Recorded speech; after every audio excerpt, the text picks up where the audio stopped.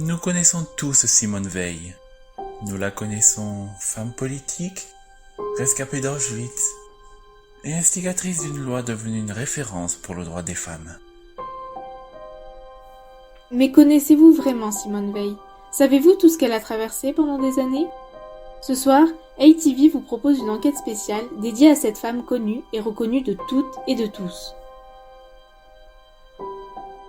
Simone Veil, grande dame de France, une enquête signée Justine Kescoto et Arité Adelph pour Harry Productions, Palace Télévision et ATV.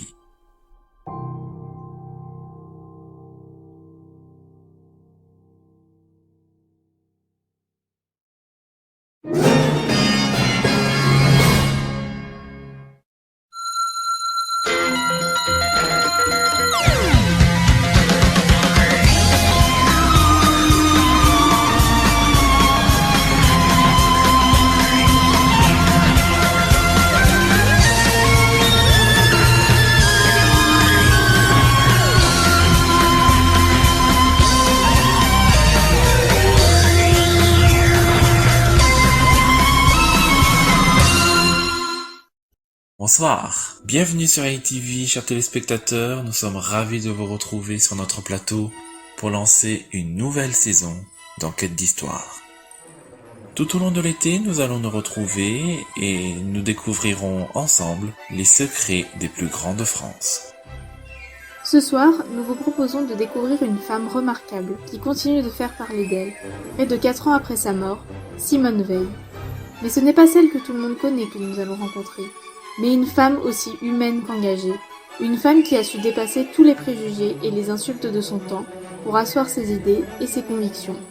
Avec la complicité de JCS Télévision, nous allons remonter dans le temps et partir à Nice pour découvrir la petite Simone Veil, que nous suivrons jusqu'à Auschwitz-Birkenau, puis nous la découvrirons dans la politique française, dans laquelle elle apportera sa pierre à un édifice qui lui est cher. Et enfin, nous la rejoindrons dans les dernières années de sa vie et nous verrons comment son esprit a subsisté et a reçu les plus grands honneurs de la nation française.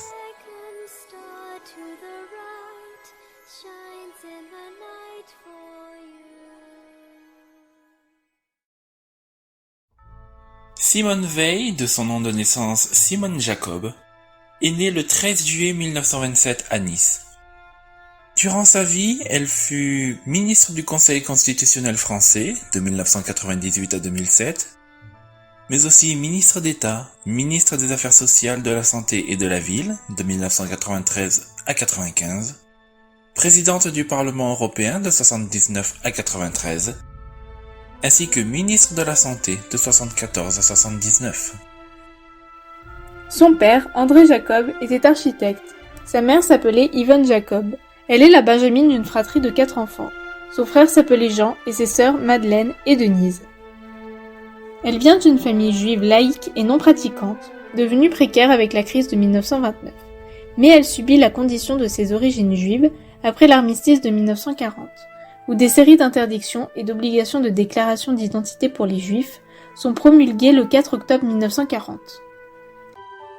Lors de son retour en France, elle apprend qu'elle a été reçue au baccalauréat. Elle s'inscrit à la faculté de droit de Paris ainsi qu'à l'Institut d'études politiques de Paris. Elle rencontre son mari Antoine Veil pendant un séjour au ski, qu'elle épouse le 26 octobre 1946. Elle a eu 3 enfants avec lui. Jean, né en 1947, Claude Nicolas, né en 1948 et décédé en 2002, et Pierre-François, né en 1954. Malgré sa carrière professionnelle très prenante, elle essaie d'être là pour sa famille, éprouvant des remords vis-à-vis de son dernier fils, qui ne lui en a jamais tenu rigueur. Alors il en reste un dernier qui a 20 ans et qui est un petit peu malheureux. Il trouve que je ne m'occupe pas beaucoup de lui et j'avais des remords vis-à-vis de lui, des scrupules. Et hier il m'a dit quelque chose qui m'a fait très plaisir. Il m'a dit je lui disais que ça m'ennuyait de ne pas m'occuper beaucoup de lui, que je le sentais un peu isolé en ce moment. Mais il m'a dit mais tu sais, même quand je te reproche de ne pas être là, je trouve tellement plus important ce que tu fais et je l'accepte très bien. Et ça m'a fait plaisir parce que vraiment j'avais des scrupules vis-à-vis de lui. Je le sentais un peu triste et qu'il me dise ça m'a réconfortée. Est-ce que vous êtes très féministe ? féministe, qu'est-ce qu'on entend par cela? Je ne crois pas être féministe au sens de revendication des femmes, de vouloir démontrer qu'elles ont été les esclaves des hommes et qu'elles ont été très malheureuses. Je n'appréhende pas du tout le problème de cette façon, mais je crois que les femmes peuvent apporter beaucoup dans notre société. Maintenant qu'elles ont le sentiment qu'elles ont ce rôle à jouer, elles doivent pouvoir épanouir leur personnalité comme elles le souhaitent. Certaines en travaillant, en faisant de la politique, en participant à la vie sociale davantage qu'elles ne l'ont fait jusqu'à maintenant. Pour d'autres, elles conçoivent leur vie de femme avec bonheur, comme leur mère ou comme leur grand-mère l'ont joué. Et si c'est ça l'accomplissement de leur personnalité, c'est ça qui est important. Bien sûr. En 1952, sa sœur et son neveu meurent dans un accident de voiture. Cet épisode est vécu très douloureusement par Simone, car sa sœur était un pilier de sa vie, elle qui comprenait la douleur des camps. Simone pouvait donc se confier très facilement avec sa sœur. Elle publie en 2016 son autobiographie, nommée Une vie, où elle y raconte sa vie de son enfance jusque dans les années 30. Les 4 premiers chapitres d'Une vie sont regroupés dans un livre intitulé Une jeunesse au temps de la Shoah, paru en 2010. Simone Veil meurt le 30 juin 2017, après avoir passé sa vie à militer pour la mémoire, les droits des femmes et pour la vie, laissant un exemple indéfiniment inspirant. Simone Veil est une femme qui est aussi connue pour sa loi sur l'IVG, ou interruption volontaire de grossesse, qui a été un combat qui a occupé toute sa carrière, et même sa vie, puisque de nombreuses polémiques ont continué après le vote de cette loi. La loi Veil est une loi de la branche du droit des femmes et du droit de la santé, promulguée le 17 janvier 1975. De base, cette loi a été promulguée pour une durée de 5 ans à titre expérimental. Elle a été reconduite sans limite de temps le 31 décembre 1979. Cette loi dépénalise l'interruption volontaire de grossesse avant la fin de la 10e semaine et peut être pratiquée sous certaines conditions cumulées, comme par exemple situation de détresse, Délai de grossesse inférieur ou égal à 10 semaines, soit 12 semaines d'aménorrhée, intervention réalisée par un médecin dans un établissement d'hospitalisation, réalisation de démarches obligatoires destinées à l'information et à la réflexion de la femme enceinte, 2 consultations médicales, avec un délai de réflexion d'1 semaine entre les deux, où les risques et les alternatives sont présentés par les médecins, et une consultation psychosociale.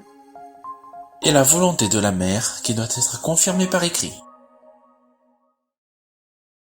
Avant la promulgation de cette loi, l'avortement se faisait à l'étranger, ou clandestinement. Le personnel du corps médical en France pouvait être condamné pour ce genre de pratique.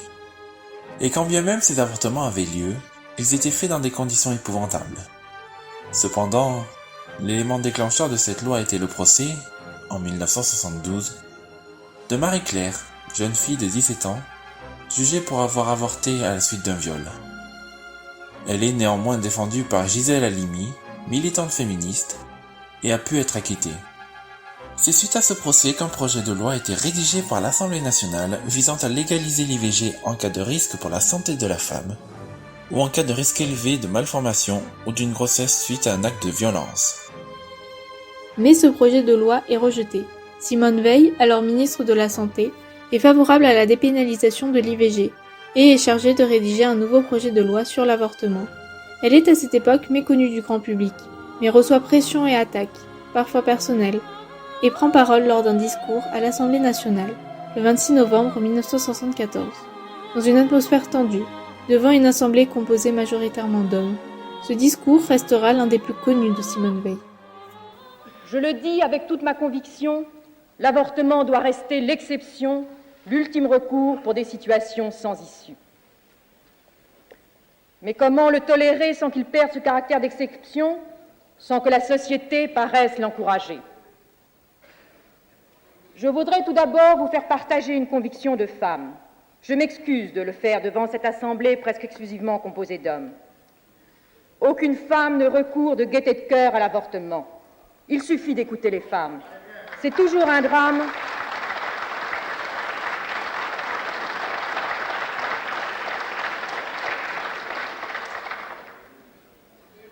C'est toujours un drame, cela restera toujours un drame.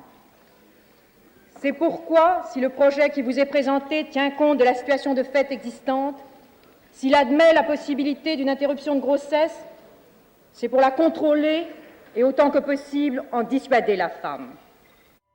Majoritairement voté contre par la droite, Simone Veil obtient néanmoins un grand soutien de la part de la gauche. C'est une grande première dans l'histoire de la politique française, étant donné que le président en poste à ce moment-là était un président de droite, Valéry Giscard d'Estaing. Simone Veil gagne son combat après un violent débat ayant duré 3 jours. La loi relative à l'IVG est finalement adoptée en décembre 1974 et promulguée en janvier de l'année suivante, portant ainsi le nom de loi Veil. Depuis, le texte a été enrichi et les droits acquis protégés, notamment grâce au délit spécifique d'entrave à l'IVG datant de 1993. Et depuis 2014, il s'applique aussi si on empêche une femme d'accéder à l'IVG, malgré le grand nombre de détracteurs qui ne sont pas en accord avec cette loi. Pour autant, ce droit à l'avortement, combat de Simone Veil, droit reconnu légitime depuis 46 ans, est encore aujourd'hui remis en question par un bon nombre de personnes.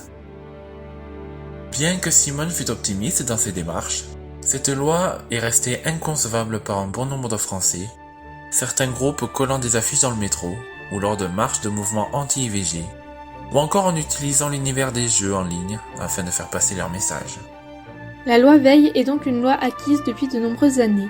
Pour autant, elle reste encore assez disputée puisque ceux contre sont encore très présents. Mais cette loi constitue le combat le plus important de la carrière de Simone Veil, avec le devoir de mémoire, qui n'a rien lâché malgré les attaques et les jugements. Elle a, par ses actes et son histoire, révolutionné la vie d'énormément de femmes, ce qui lui a permis l'entrée au Panthéon.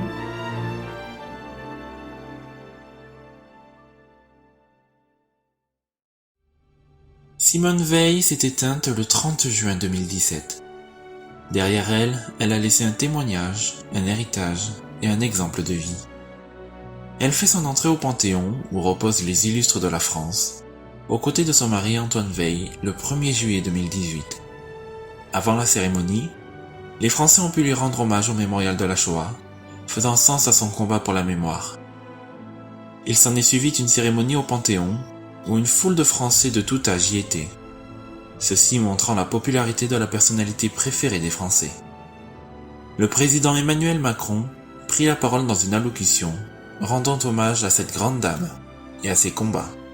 Simone Veil est la 5e femme à entrer au Panthéon, avec derrière elle Sophie Berthelot, entrée avec son mari, le scientifique Marcellin Berthelot, en 1907, pour l'avoir assistée dans ses recherches, obtenant ainsi la distinction de devoir conjugal.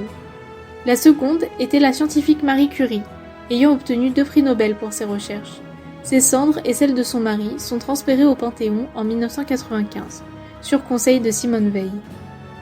La troisième était Geneviève de Gaulle-Antoniose.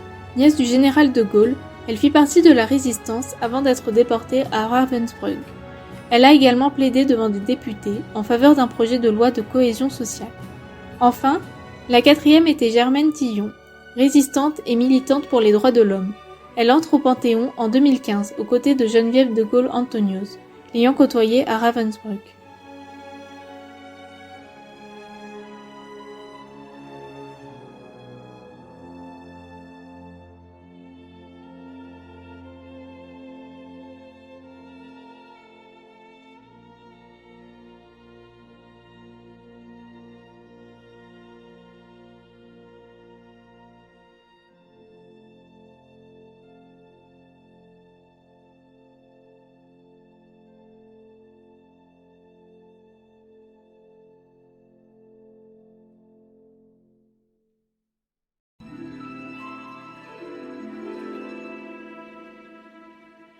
Ce qui a fait la force de Simone Veil, née Simone Jacob, est le fait de ne jamais avoir abandonné et de toujours s'être battue pour la justice et l'égalité.